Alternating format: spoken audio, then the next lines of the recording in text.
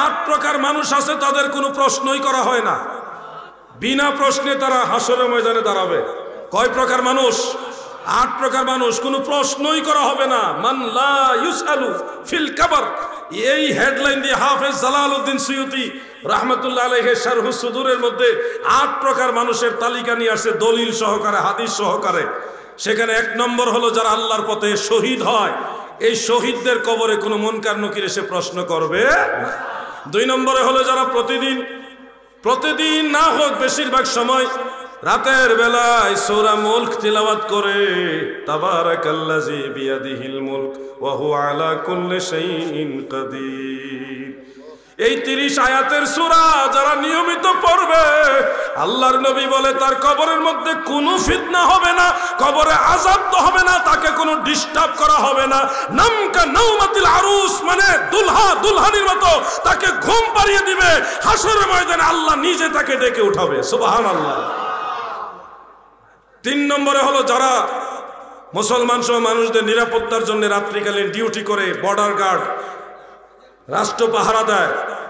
এই পুলিশ বাহিনী, বিজেপি অথবা অন্যান্য বাহিনী যারা আল্লাহর ওয়াস্তে চাকরি তো বেতন পাবে, এটা তো সংসারের জন্য লাগবে, কিন্তু মূল টার্গেট যদি থাকে ন্যায় সঙ্গতভাবে আল্লাহর ওয়াস্তে মানুষকে পাহারা দেওয়া, মানুষের নিরাপত্তা দেওয়া, এই বর্ডার গার্ড যারা রয়েছে, বিজিবি এবং পুলিশ বাহিনী সহ অন্য যারা আছে, যারা মানুষের নিরাপত্তার জন্য কাজ করে, ওই অবস্থায় যদি তারা মারা যায়, আল্লাহর রাসূল বলেছে তাদের কবরের আযাব তো হবেই না, কবরের মধ্যে তাদেরকে কোনো প্রশ্নই করা হবে না, সুবহানাল্লাহ বলে। শর্ত হলো তারা ইমানদার হওয়া লাগবে। শর্ত কি? ইমানদার হওয়া লাগবে। এই জন্য আপনারা ভয় পাবেন না, মনের ভিতরে সাহস রাখেন, মনের ভিতরে সাহস রাখেন। ইনশাআল্লাহ মদিনাওয়ালার উসিলে আল্লাহ আমাদেরকে মাফ করবেন, জান্নাতে দিবেন। আমিন বলেন, সবাই বলেন আমিন। আমাদের বিচারও হবে ব্যতিক্রম।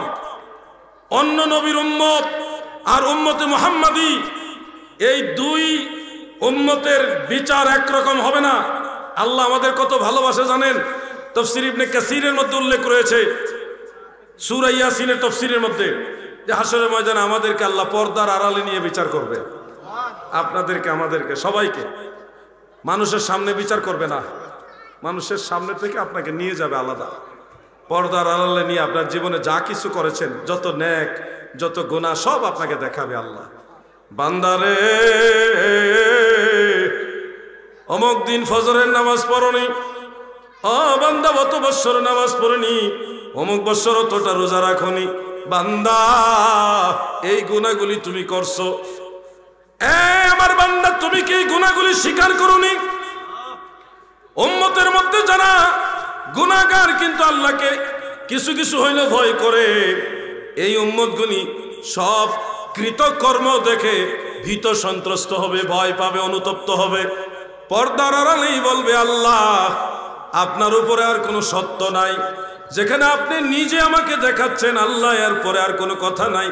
আর আমি তো এগুলি করছি আল্লাহ, আমি স্বীকার করি আমি পাপ করছি, মাওলা গো মানুষের সামনে লজ্জা দিয়েন না, আপনার হাবিবের উম্মত হিসেবে মানুষের কাছে পরিচয় দিছি।